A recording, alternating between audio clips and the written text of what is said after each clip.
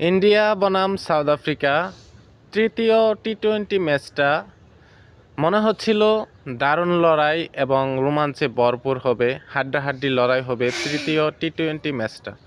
কিন্তু বাস্তবিক অর্থে তৃতীয় টি-20 ম্যাচটা একপেশে একটা ম্যাচ হয়ে গিয়েছিল, যেখানে সাউথ আফ্রিকা প্রথমে ব্যাট করতে নেমে নির্ধারিত 20 ওভারে 117 রান করতে সক্ষম হয়।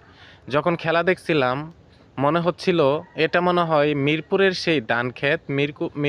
সেই ধান ক্ষেতের উইকেটটা, যখন সাউথ আফ্রিকা ব্যাট করতেছিল।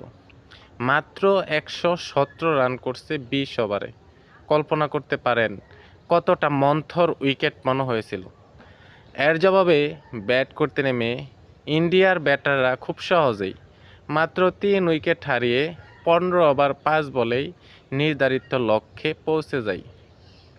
আর এর ফলে 3 ম্যাচ টি-20 সিরিজের 2-1 এগিয়ে গেল ইন্ডিয়া ক্রিকেট টিম। অনেক অনেক অভিনন্দন এবং শুভকামনা 7 উইকেটে বিশাল একটা জয় অর্জন করার জন্য সাউথ আফ্রিকার বিপক্ষে ইন্ডিয়া ক্রিকেট টিমকে।